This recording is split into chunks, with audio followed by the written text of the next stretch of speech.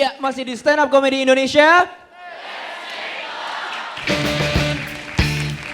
Oke, dua tersisa. Yang satu ini ya mukanya kacamataan, keritingan, selalu datang sama keluarga. Wah, ini keluarganya juga standby nih, siap untuk menyambut yang satu ini. Langsung aja kita panggil ya. Gilang Baskara. Halo, gue Gilang Baskara. Gue tuh tinggi dan keriting. Tahu kenapa rambut gue keriting? Karena sering kena tornado, jadi kriwel-kriwel. Sama kayak permainan di belakang gue ini nih. Di antara semua komik yang ikut, cuma gue doang yang berani naik, yang lain payah. Lihat penampilan gue nanti ya.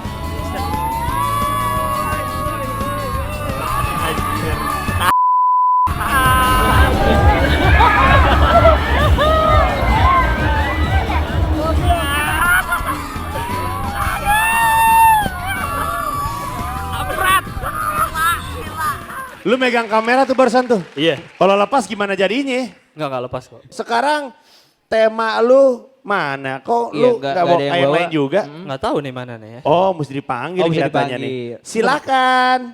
Wih. Dadah, iya dadah. Tepuk tangan dong. Kamu dari tadi mondar-mandir mulu ya. Iya. Bawa-bawa topiknya atau temanya orang lain ya. Iya, Sekarang- bawa hati kemana-mana. Oh gitu. Dari tadi kamu ngeliat stand up comedian seneng gak nontonnya? Senang banget. Seneng banget. Ketawa mulu ya. Iya. Iya, yang ini juga lucu nih. Temanya apa coba? Boleh lihat gak? Tara. Tepuk tangan. Liburan. Silakan. Gue percaya dia doyan liburan kemana-mana bawa keluarganya. Iya bener. Berarti pasti doyan liburan. Yang pasti liburannya mahal banget. Banyak banget keluarnya diajak. Oke, ini dia dengan tema liburan. Tepuk tangan yang meriah untuk Gilang Baskara. Selamat malam semuanya. Waduh, itu udah lihat ya, kemarin emang hari Selasa kami semua liburan ke Dufan. Si G itu naik histeria kalau kalian tadi lihat ya. Dia tuh emang kata Kemal tadi dia jarang sholat, memang betul. Dia pas naik histeria, pas naik set diem. Tapi pas turun, buat Al-Quran dibaca semua dari awal sampai habis hatam. Pas histeria. Gila, jadi Dufan itu memiliki efek magis bikin orang tobat. Hebat sekali. Makanya kalau mau tobat gak usah jauh-jauh ke Padepokan, AA, Gatot siapa gitu ya. Mending ke Dufan aja. Maka tadi awal pakai bismillah itu kan tadi si G bismillah assalamualaikum karena Dufan. Hebat. Ini liburan ya. Bulan Maret kemarin awal Maret gue dapat kesempatan liburan ke Jepang. Nggak sombong, biasa aja. Jadi ya gue tuh sebagai mahasiswa hubungan internasional gue dapat pelajaran bahasa Jepang. Dan saat itu gue dapat A. Bayangkan dan gue akan ke Jepang. Dan nggak ada lagi yang gue ingat bahasa Jepang saat itu. Yang gue inget itu cuma dorayaki, kimochi, wah ini. Wah ini. Kan gue bilang gak inget tadi. Nah itu, pas gue nyampe Jepang. Akhirnya gue belajar tuh dari acara TV. Acara TV banyak kan yang Jepang-Jepang. Gue datang ke Jepang. Ini mana nih yang gue liat di TV gak ada. Salah nonton, gue nonton Takeshi Castle waktu itu. Gue nginget pas gue jalan ada yang ayo manis, ayo sayang. Ya itu gak ada di Jepang. Bohong. Kita nyampe Jepang, set, gue ngerasa kayak di masa depan men. Bukan berarti ntar Indonesia masa depan bakal sipit semua mukanya sama dan makan ikan mentah, bukan. Tapi karena semua serba disiplin dan canggih di situ. Dari pertama ya gue datang, orang Jepang tuh hobi banget antri. Pengalaman gue ke Disneyland. Kalau yang gak tahu Disneyland tuh kayak Dufan, cuma lebih keren dan lebih jauh. Disneyland itu gue lihat kan permainan pada ngantri. Ada yang antrinya lumayan panjang, gue lihat wah simulator gitu. Oke deh, gue cari lagi. Ada yang antrinya panjang lagi, roller coaster. Waduh ini kayak makin panjang nih makin seru berarti. Ada yang terakhir panjang banget kan. Gue cek ke depannya, buang sampah ternyata.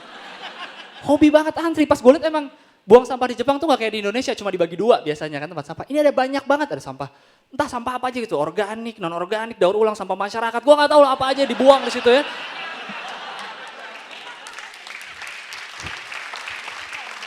Selain suka antri, orang Jepang itu gue lihat disiplinnya itu adalah mereka tuh selalu ketat dengan jadwal. Gue di stasiun kereta bawah tanahnya, di subway-nya, orang lalu lalang, bahkan kalau kita berhenti baca peta aja bakal ditabrak. Mereka nggak peduli, sama orang lain.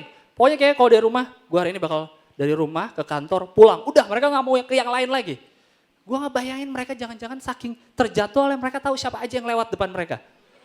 Oke, gue berangkat dari rumah, gue jalan ke depan, ntar Tony lewat, Tony udah lewat, oke Tony lewat, ntar lagi Tuti lewat, Ubin ketiga gue belok kiri, ada Asep lewat, iya siap, gue masuk kereta api, gitu jangan-jangan. Kalian bayangin kalau ada satu orang yang nggak masuk. Oke, pagi ini gue berangkat, Tony udah lewat, siap, 5 Ubin ke depan ada Tuti lewat, Tuti mana Tuti kok nggak lewat? Tuti kok nggak lewat, gue harus gimana ini? Mereka pasti akan bingung.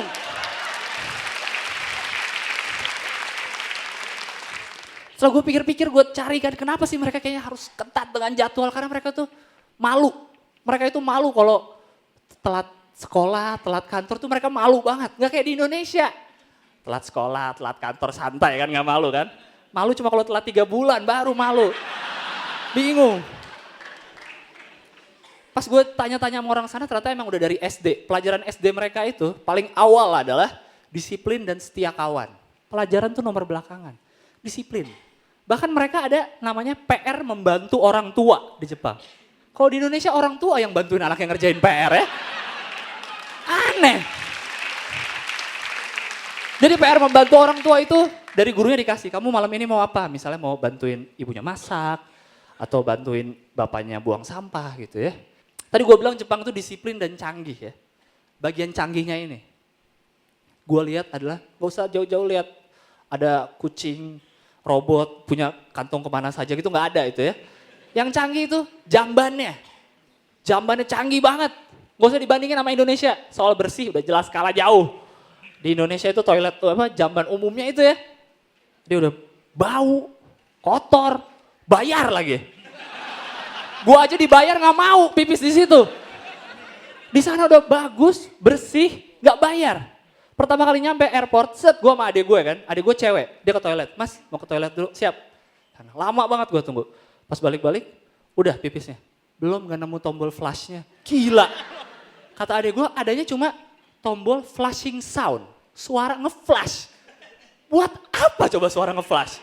Katanya itu buat nyamarin kalau suara pipis katanya malu gitu ya. Sekalian ada suasana pasar gitu kali ya, jadi tersamar, atau suara lalu lintas gitu, ada mobil-mobil klakson, biar sekalian kesamar suara pipisnya.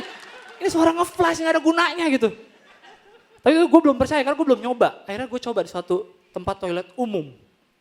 Gue masuk kan, set, gue duduk. Kata adik gue tadi gak ada tombol flashnya kan. Emang gak ada, tapi lebih banyak tombol yang lain di kanannya.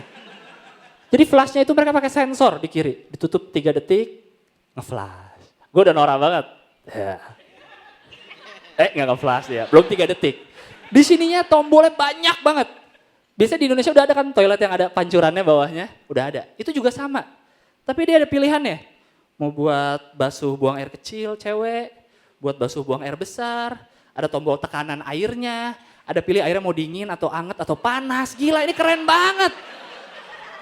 Gue nyobain gak mau keluar apalagi pakai air anget, enak banget. Gue nyobain ini harusnya Jepang. Jepang itu identik dengan game. Harusnya ada joysticknya di situ. Jadi udah pakai air hangat bisa kita kontrol.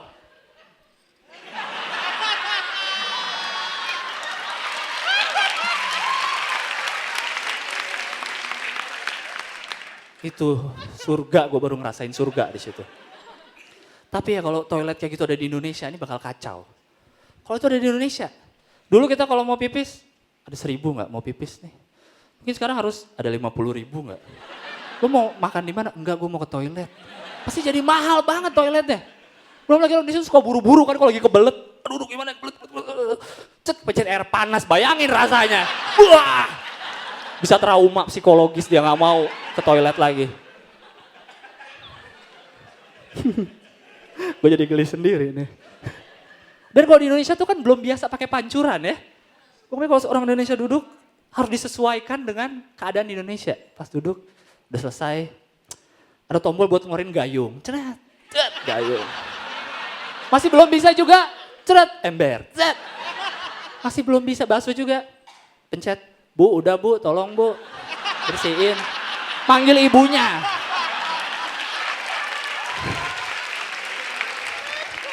Terakhir nih ya, yang bikin toilet ini nggak bisa ada di Indonesia. Orang Indonesia tuh apa? Norak. Ada air anget pasti mie.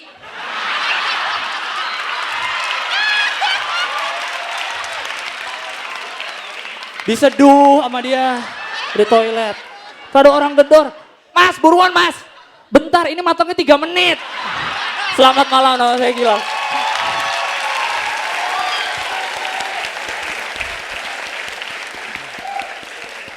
Oke, gila. Iya. Lo mencoba hal yang baru ya, kalau biasanya observatif, lo pretelin apa yang lo lihat, ini lo lebih situasional. Lo menceritakan situasi yang lo alami dan kejadian-kejadian lo alami yang ceritakan dengan lucu. Itu satu, dan menurut gue menarik lo mencoba untuk hal yang baru. Tapi yang kedua adalah ketika kita bicara soal materi stand up comedy, semakin orang paham referensinya satu level dengan kita, maka orang akan semakin tertawa gitu. Kalau misalnya mereka pernah ke Jepang dan tahu ada zaman dan segala macam, mungkin mereka akan lebih ngerasa, iya sih gue juga pernah ngalamin itu dan bisa lebih tertawa. Nah tadi sebagian besar set lo dikit gitu loh, nggak sebanyak ketawa biasanya Gilang lakukan, hasilkan gitu. Dan tadi ketolong dengan closingnya yang menurut saya sih juga oke banget. Jadi keren Gilang. Terima kasih. Iya Gilang, kalau saya lebih melihat pada tempo ya. Tempo. Ketika teman-teman tadi temponya agak lebih rapat, saya melihat temponya nggak seperti Gilang biasanya gitu. Ini agak merambat gitu ya, kayaknya agak merambat. Walaupun saya melihat ada kepastian, saya tidak melihat kesusahan dari Gilang tadi.